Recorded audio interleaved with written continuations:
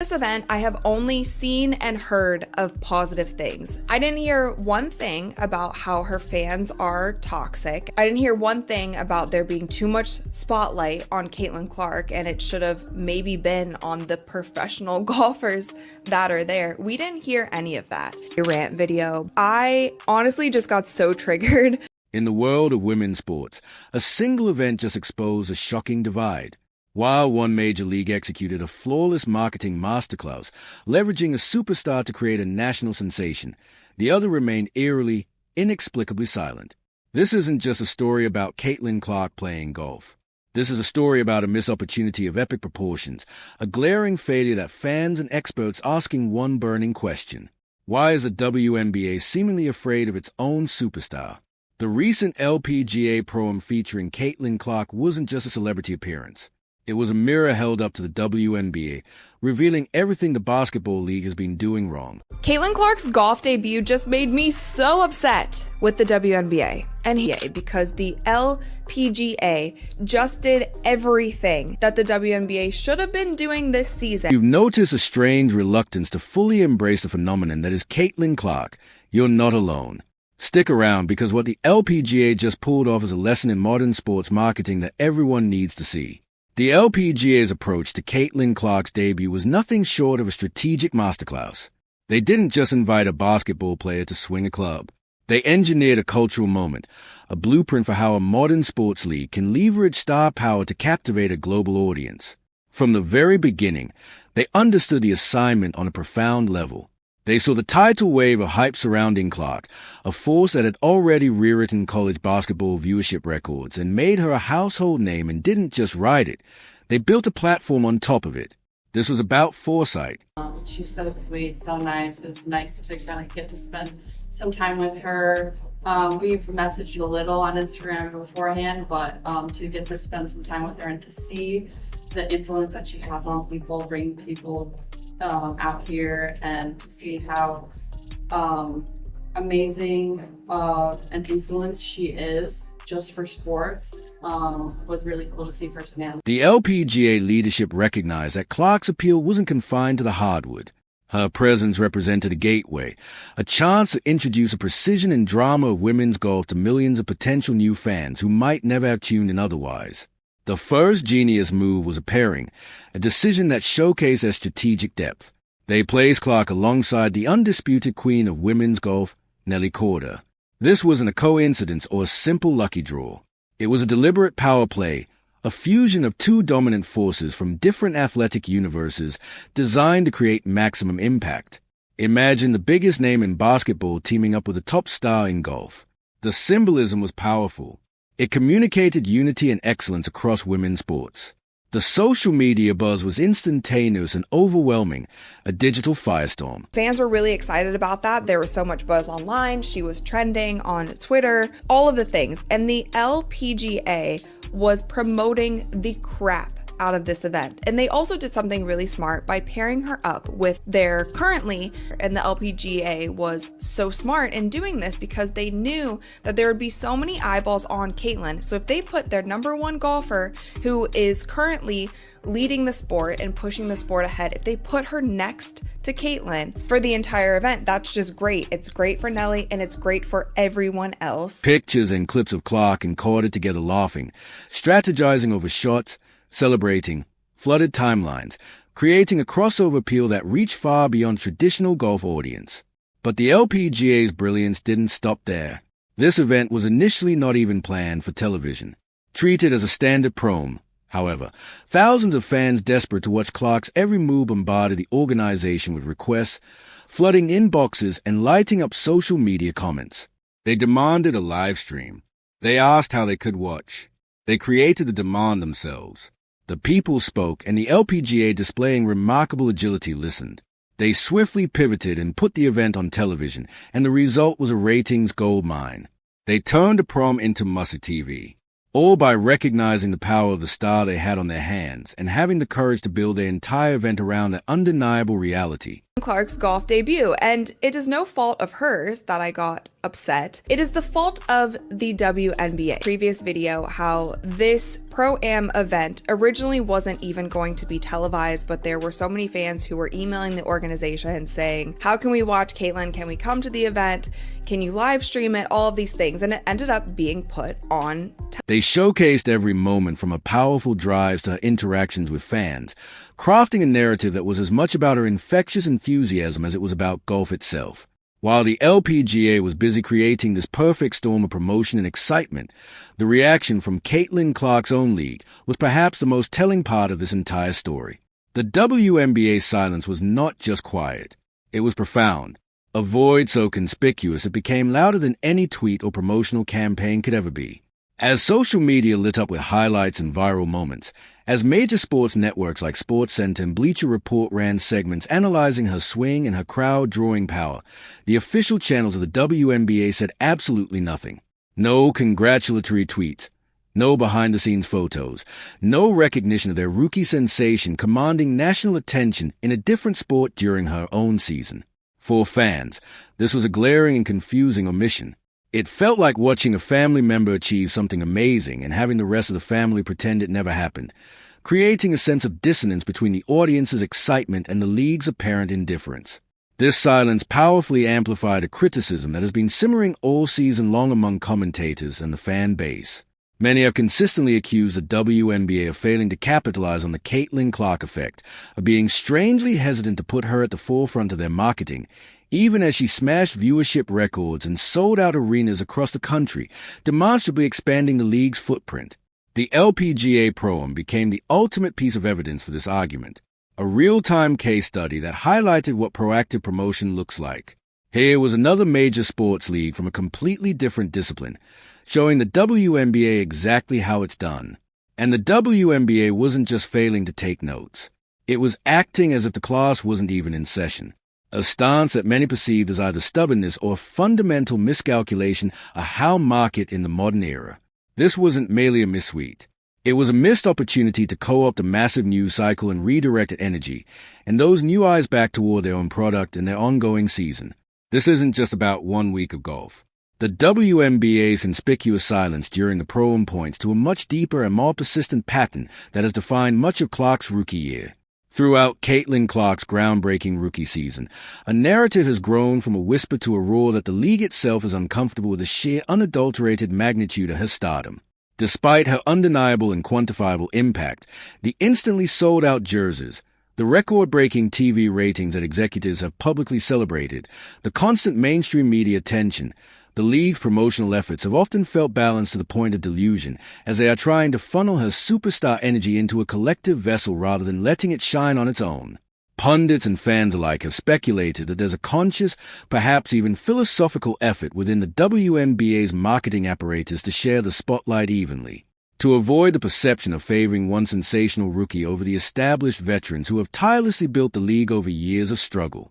While the intention to promote the collective talent of the WNBA is commendable and rooted in a sense of equity, the execution in the eyes of many has backfired spectacularly by seemingly holding back from fully unleashing Clark's star power in their national campaigns. The league has missed countless opportunities to hook new casual fans who were initially drawn in by her name. The LPGA in one weekend demonstrated the powerful alternative by pairing Clark with Nelly Korda. They didn't diminish Korda's status. They amplified it, introducing the world's best golfer to a massive new audience.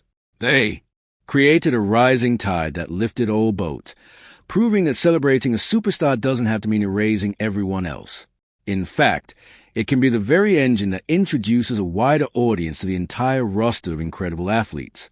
As new fans who come for Clark often stay for the breathtaking skill of the league as a whole, a lesson the WNBA seems hesitant to learn.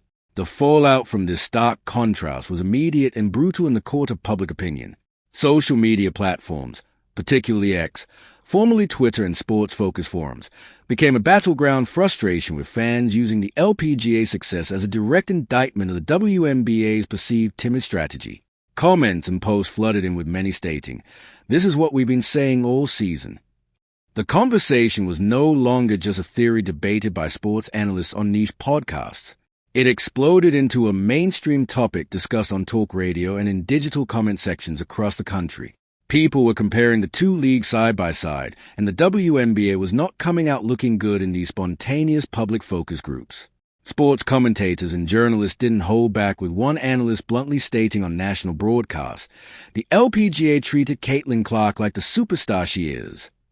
While the WNBA acted as if a success was an afterthought, a soundbite that was clipped and shared thousands of times, this public shaming highlighted a critical vulnerability for the WNBA.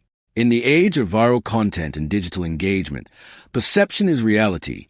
By allowing the LPGA to control the narrative and paint a vivid, successful picture of how to celebrate a female sports icon, the WNBA ceded valuable ground. They allowed another lead to define the moment, making their own inaction look even more like a strategic failure or an internal conflict. The fans weren't just disappointed, they were genuinely confused. Why wouldn't a league that has fought for decades for mainstream recognition, more sponsors, and higher ratings seize this golden generational opportunity with both hands? The silence didn't just ignore an event. It ignored the expressed desires of a growing fan base, creating a rift between a league and its most passionate advocates. The implications of this entire situation extend far beyond hurt feelings or temporary public relations headache. This is about the future of women's sports and the undeniable power of a crossover star. A fundamental shift in how leagues must operate in an attention-based economy. Caitlin Clark has proven she is a generational talent with a rare, almost alchemical ability to draw eye from every corner of the sports world, transcending the traditional boundaries of her own game. Her presence at the LPGA Pro didn't just benefit her.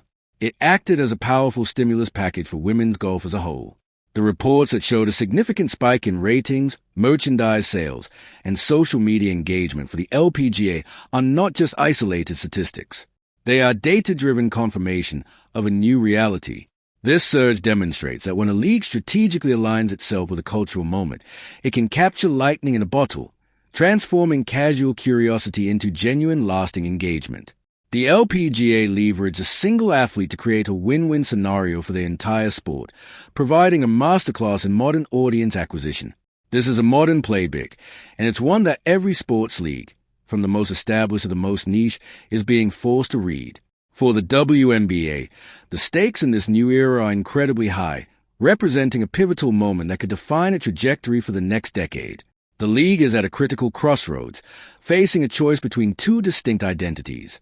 One path involves continuing with a cautious collective-first marketing model that, while well-intentioned and rooted in a sense of parity and fairness, may be artificially limiting its own explosive growth potential. This approach, often described as lifting all boats equally, risks failing to recognize in the vast ocean of sports marketplace. You first need a flagship, a dazzling, unmissable vessel to make people notice the entire fleet. The alternative path, boldly illuminated by the LPGA success, requires a WNBA to learn a vital, albeit uncomfortable, lesson that strategically embracing a superstar isn't about unfair favoritism. It's about smart, ruthless business strategy. It's an understanding that in the 21st century, narratives drive revenue. A compelling individual story is often the most effective hook to draw a mass audience into appreciating a collective effort.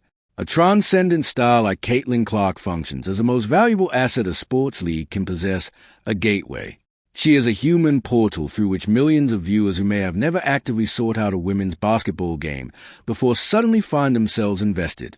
They tune in for her logo-range three-pointers. But in the process, they inevitably discover the ferocious defensive prowess of a Brittany Griner, the clutch scoring of a Wilson, and the electric playmaking of Sabrina Ionescu. The superstar becomes the entry point, but the depth and quality of the overall league product is what converts those casual viewers into lifelong fans. This gateway effect is not a new phenomenon. It's the bedrock upon which modern sports media empires were built. The NBA's global explosion in the 1980s and 90s was inextricably linked to the magnetic larger-than-life personas of Magic Johnson, Larry Bird, and ultimately Michael Jordan. They were the individual stars who drew the world in, and the league's incredible talent base kept them there. By not fully leveraging Caitlin Clark Gateway, the WNBA is not just making a marketing error. It is potentially leaving millions of new fans, billions of media impressions, and untold millions in sponsorship and broadcast revenue on the table. Resources that could then be reinvested elevate every team and every player, achieving the very collective improvement the league seems to prioritize. The philosophical resistance to an individual-centric model is understandable. Born from a long and hard-fought history where women's sports were often overlooked in favor of men's, there's a deeply ingrained fear that anointing one star will undermine the decades of collective struggle and reinforce the very individualistic patterns of league has sought to overcome. However, this moment demands a paradigm shift. The battle is no longer just for recognition within the sports world. It is for dominance in the cultural conversation. The LPGA, by fully embracing Clark, understood that her star power was a threat to their sport integrity but rocket fuel for its visibility. The question for the WNBA is no longer if Caitlin Clark is a transformative figure, but whether the league's institutional framework has the agility and courage to be transformed by her.